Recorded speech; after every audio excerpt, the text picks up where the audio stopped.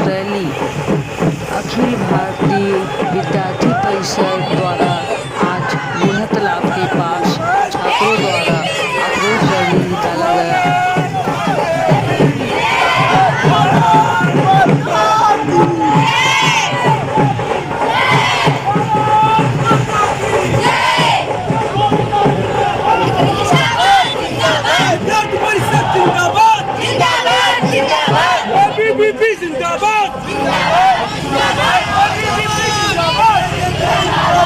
इस आंदोलन का कारण ये है कि हम छात्रों के साथ गलत हुआ है और चाहे पीएससी हो चाहे सब इंस्पेक्टर हो सभी जगह गलत हुआ है, इसलिए आज हमको यहाँ पर आना पड़ा है। तो क्या आप लोगों की प्लानिंग है?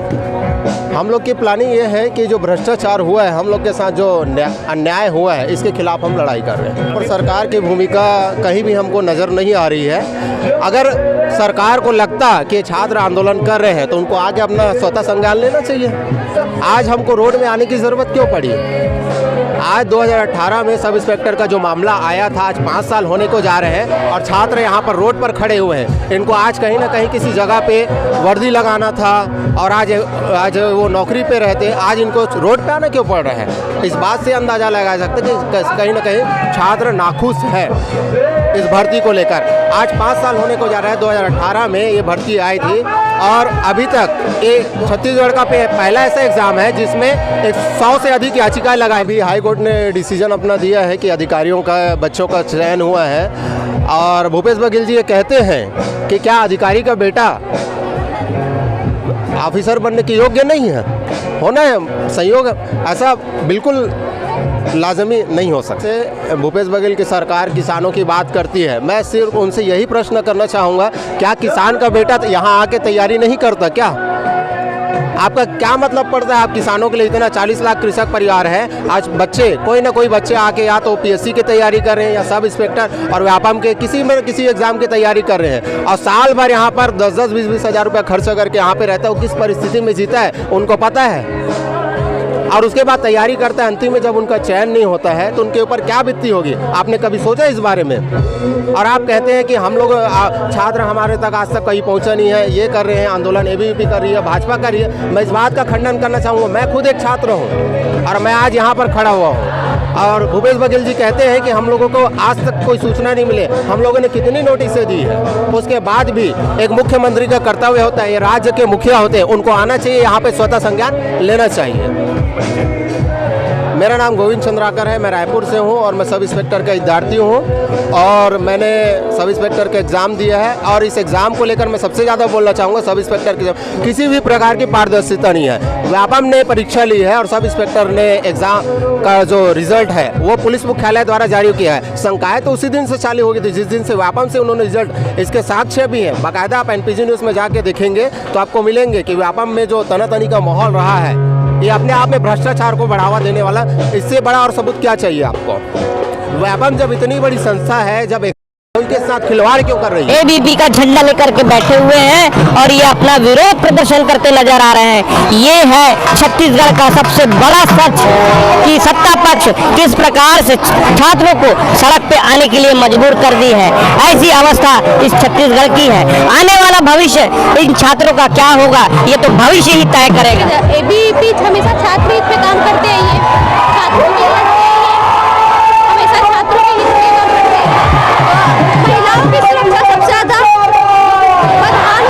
छत्तीसगढ़ सरकार में, इस सरकार में जो पूरी कानून व्यवस्था बिगड़ी हुई है, भ्रष्टाचार है, उसके लिए एबीपी करेगा, लड़ती रहेगी और ये इस आंदोलन से अपनी मांगे पूरी करा के रहेगी।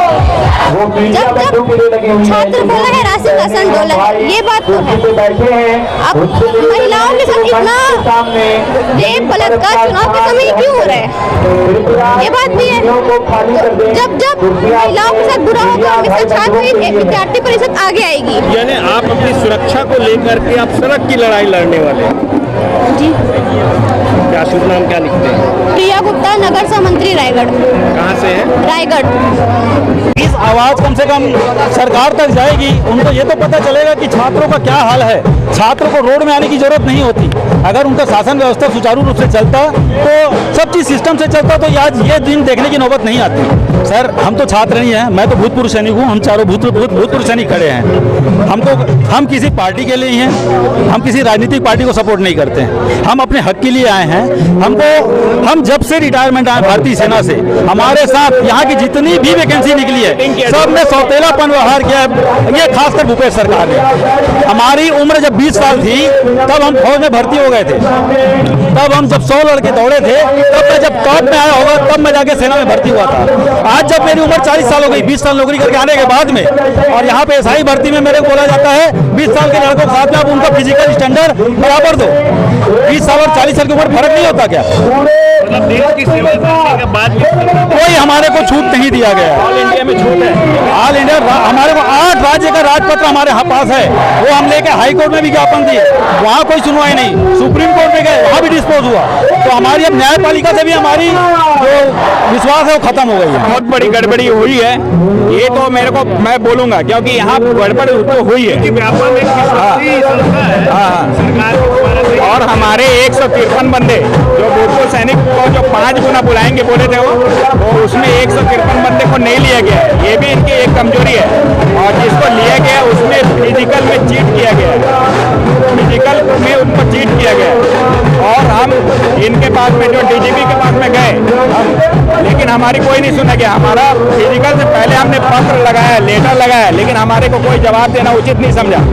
हम एक देश के सैनिक रहे, इनका देश का सेवा किया है, लेकिन एक बार हम हमारा लेटर का जवाब दे दें। ये यहाँ का डीजीपी, मुख्यमंत्री और गृह मंत्री, किसी ने हमको कोई जवाब नहीं दिया। इसलिए हम आक्रोश है, हम दिल्ली में जाएंगे, इंडिया गेट में जाएंगे और हम शहीद स्मारक में हम वहाँ भी इंकलाब करेंगे और ये छत्तीसगढ़ के बारे में बिल्कुल बताएंगे। हमें कोई डर नहीं है, क्योंकि इस छत्तीसगढ़ में भूतपूर्व सैनिक का ये सैलाब हटने वाला नहीं है। नहीं, ये नहीं हटेगा सर, हम तो ये नहीं हटेगा। अगर हमारे पे सरकार 10% आरक्षण का लालच मत दे, अगर देना तो प्रॉपर वैकेंसी दे, नहीं तो कोई आरक्षण मत दे। हम अपने जो हमारा रक्षा मंत्रालय अपने पूछे पे निकाल लेंगे। हमारा रक्षा मंत्रालय जो हमारे को पेंशन दे रहा है, हम उससे चीज आएंगे। हमारे को राज्य सरकार से कोई एहसान की जरूरत नहीं है।